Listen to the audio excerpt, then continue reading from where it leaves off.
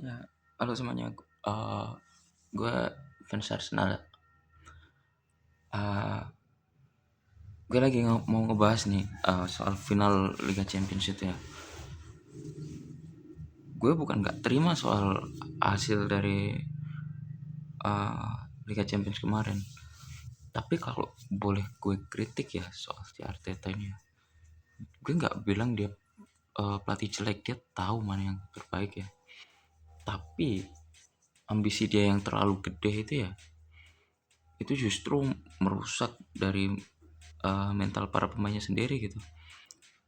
Kenapa gue bisa bilang kayak gitu? Soalnya kayak dari starting eleven aja, kita punya pemain yang menurut gue bagus. Nggak kalah lah sama PSG sebenarnya. Bukannya gue bilang si PSG-nya, bukannya gue sombong bilang kalau Arsenal tuh lebih baik dan lebih layak jadi juara daripada PSG, bukan.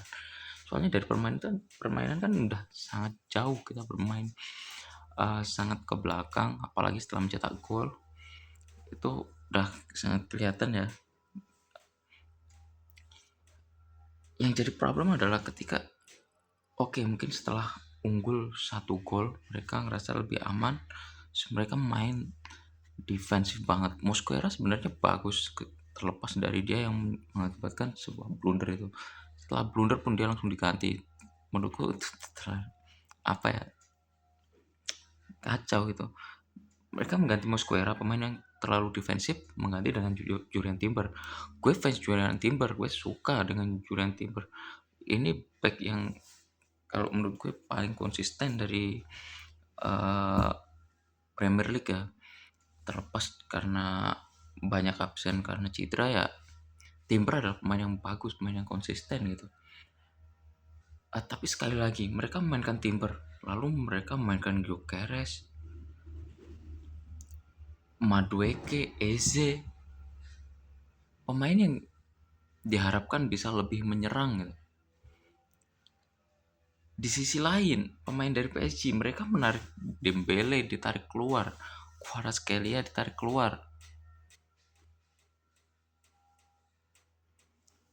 lalu si Fabian Ruiz, si gelandang yang sangat menurut gue sangat dominan ya waktu kemarin final ya, juga ditarik keluar.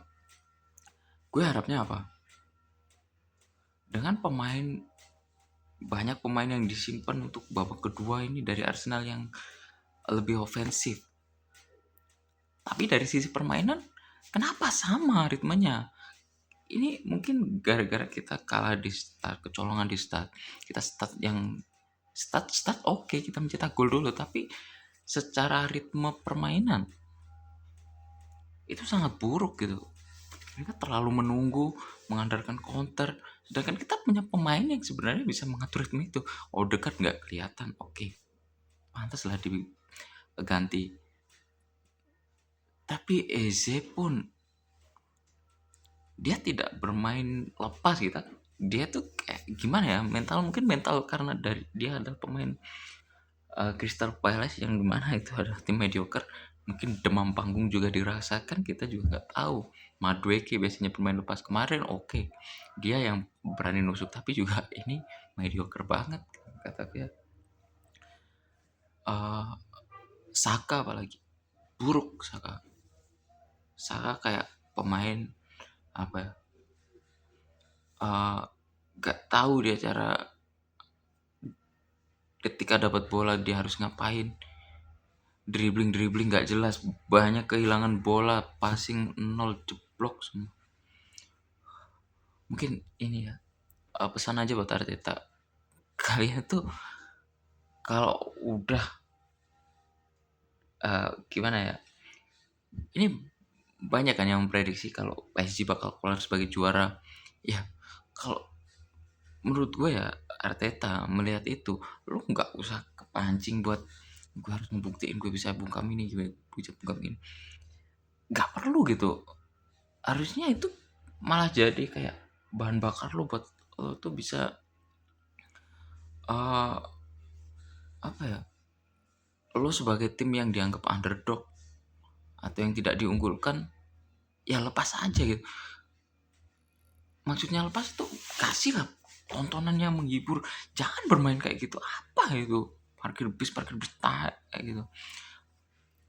Lu dengan materi pemain kayak gitu lu bermain sedefensif itu udah nggak jelas ini. Babak pertama lu dengan materi kayak gitu lu bermain defensif masuk akal, tapi pilihan lu buat bermain defensif itu udah nggak masuk di nalar. Apalagi yang udah di babak kedua setelah kebobolan mereka kalian memasukkan pemain-pemain yang diharapkan bisa menyerang, tapi kalian malah justru bermain seperti pemain bertahan ya akan tetap sulit gitu.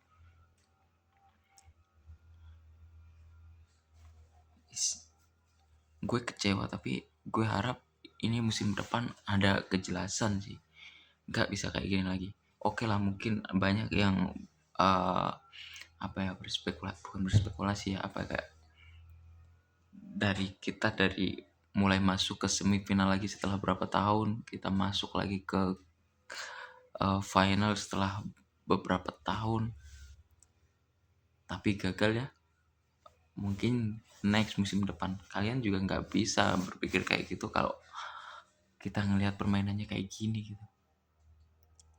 Ini udah apa ya, gue lebih baik ngelihat tim kalah tapi